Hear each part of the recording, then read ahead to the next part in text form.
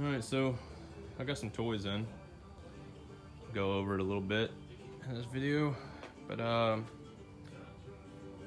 if you've been watching my videos, then you know I had some bad experience with the local mechanic shop.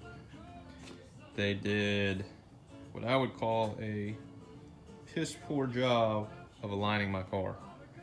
I have a Rodden Custom Mustang 2 front end, and when I talked to, I forget his name with Rodden Custom, but he seemed like he got a little bit agitated when I asked him about tips for alignment, and pretty much said that the shop was trying to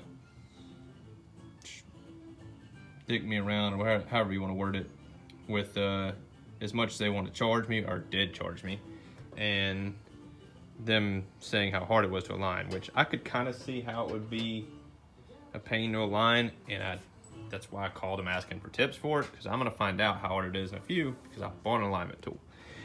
But to align these things, which I honestly think the Rodden Custom design is kind of not the best. So this upper control arm right here, you have a bolt or a nut here, and another one back here, and there's slots, and it's just elongated slots. You loosen those two up, and that upper control arm, allows it to shift like that, or out, in, like so. Now the crappy thing is, when you're aligning the vehicle, well, you gotta have the weight of the car compressing the springs to give the right compression setup, so you get your camber, caster toe, etc. right. Well, having the weight on those bolts, as soon as you loosen them, it wants to kick inward, which like I said, if you watch my previous videos, I don't know if you can see it. I don't have a light handy, but you probably can't see it. But down here, it's not one to focus where they down. But anyways, down there, this bolt, it's like right here. Well, they didn't tighten that down when they did the alignment the first time. To be honest, I don't think they messed with this side, this passenger side. I think they tried to align everything off of the driver's side. So the bolts were just snug down from when I installed it. I didn't torque them down to spec because I knew they had to be set. Well, anyways, I went for a cruise with a friend. He was asking how the brakes were with these big 14-inch rotors I installed and 6-piston fronts. I was like, you know what? I've never actually tried to slam the brakes since I put the kit on. I was like, I honestly don't know what the stopping power is like on this thing. Well, I stomped the brake pedal, and in doing so, the car stopped, almost on a dime. The downside is, when it happened, it sounded like a bowling ball in the bed of a truck slinging forward. This control arm just slammed. This tire over here just went gook, like that. And yeah, it shaved some metal off of the mount up here and made the car pull into the lane next to me, which was luckily empty. So, needless to say, I took it back to them. They redid it. Took it for a test drive, took it home, started pulling to the left, got home, they left tools on my engine and shit. And I'm just done with them. I'm not taking it back to them. When they had it on the rack, they scratched up all my powder coated suspension stuff, my control arms. They didn't put any kind of spacers on the jack, and they had this big, long, like 3-piston ram. And when it lifted, I don't know if you can see, but these lower control arms here, it extended so long that it touched like right here, and the same spot on the other one. So when it lifted, it lifted on those control arms, more or less, instead of lifting on the the cross member. And on the rear suspension, it's adjustable trailing arms. It has an upper and lower link, and you can set it according to a street or a track. One side was set in the lower hole, the other side was set in the upper hole. So after all that, I just said I'm not taking it back to them. Just not gonna do it. Ended up spending just south of $400 at that shop. I keep saying I'm going to call up the chain and see if I can talk to some upper level management, see if I can get any money back or if they can do anything about it. Chances are not. If anything, they might give me a credit to use in the shop, which I won't take this car back. I'll pawn it off on somebody, sell it or something, where they can go get a brake job done or tires, mount balance, something. I don't trust them to touch anything of mine anymore. So anyways, long story short, I'm on a Facebook page for Mustang Resto Mods, and somebody posted up this. And I'm not positive, but I'm assuming that's pronounced Tenhulzen Automotive. And what this is a full home alignment kit. Comes with this little degree level, digital level, pretty much, more or less, gauge. And it comes with this hand-free mount, which mounts on the tire or on the wheel, like so. You put the gauge on that little spot, and you run these strings from one end of the car down to the other, and square it all off. And you just line up with these measurements on the string to get your, what is it, your toe, I think, which is your steering left and right, like inward and outward. And then it has this huge long list of instructions, which I've skimmed through, but it's gonna require some reading. There's 4 packets there, which a couple of them are just setup and assembly. But anyways, the gist of it is I'll be able to align my car completely myself. Now, this thing's not cheap. If someone's interested in doing this, if you have other people nearby in your area that can benefit from it, I would strongly suggest either getting with them and seeing if they want to go in on the purchase with you, or at least see if you can do an alignment on their vehicle to help pay for it. I'm hoping that I can end up selling an alignment to some of my fellow car enthusiast guys that don't like taking theirs to a shop. There's not too many of them that would, but some of them might be willing to do this. And I'm hoping that they will chip in some funds, because this cost me $500, and when you get it in a little bitty old box, it doesn't seem at all like it's worth it, because it is nothing more than some channel aluminum for the most part, some stainless hardware. The most expensive thing is probably this gauge right here. Don't know what that actually costs standalone. And then maybe this assembly, which is just nothing more than more aluminum, these little fingers, and some gauges.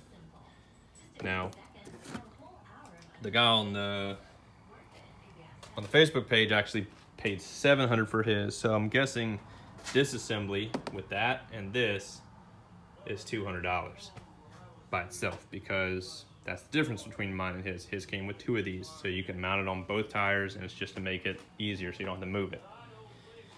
But I don't mind moving it back and forth to save $200.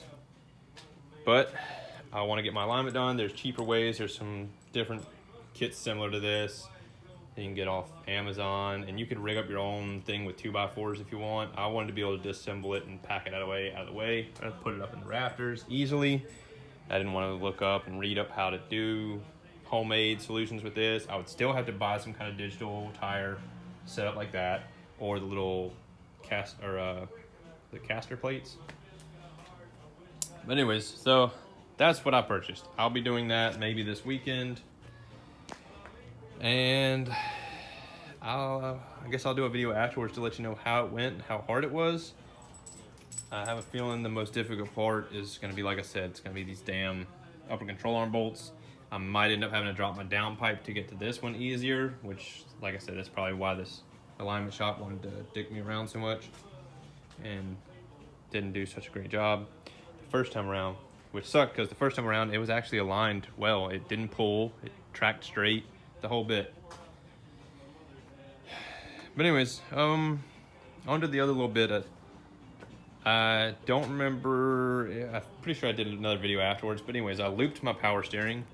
No. Probably can't see anything. Let's see if you can see it from underneath. Yeah, I think you can see, that little loop right there. Right, there, that hose. Yep. So anyways, I looped my power steering, put a little bit of fluid in it, and it is a pain to steer with a power rack that is 2.5 turns lock to lock without the power steering pump. I drove the car to Mugshots, which is just like a burger bar, sports bar type place, kind of like Buffalo Wild Wings if you don't have them in your areas. But drove to Mugshots for lunch to meet the old man, and parking this thing was a beast. Oh, it was dreadful. I mean, I'm not weak or old by any means, but I'm also not hitting the gym anymore. But god dang, parking this thing was a pain in the ass. Like turning this wheel at like a standstill. And I'm guessing it wouldn't be so bad on stock wheels, especially if you had an actual manual rack, but these are 8-inch wide tires up front on 18s. They don't turn easy. So anyways, I found another video, which I don't know if I can link it without getting in trouble, but you can search. It's, I want to say it's like Follow the Build is the YouTuber that put it out. And he's got a video that's titled something like SN95 suspension swap. In that video, he installs a manual rack, and he's got an E-Pass setup that is off of, I think, a Prius. Now, I had looked into E-Pass Performance electric steerings after my buddy Mr. Jimmy hit me up about different solutions I could go with, and he's got that set up. And it's nice. It comes with pretty much ready to roll. You got to cut your column, mount it up, puts an electric motor under the dash. You just key on, you can just turn the wheel with one finger. It's super simple, nice.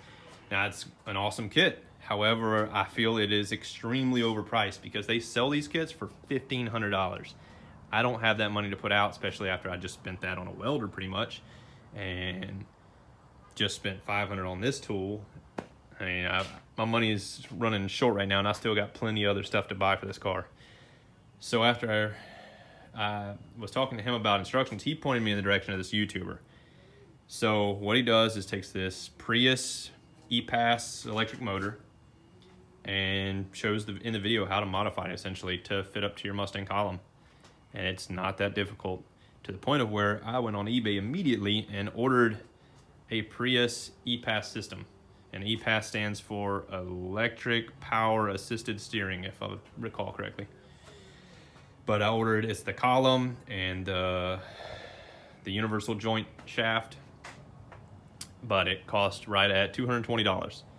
So $220 for that, another 30 to 50 bucks in a bearing that mounts on the firewall here that the shaft passes through, and a 2-inch to 1.5-inch exhaust reducer, which I ordered stainless because I gotta have everything stainless, of course. But I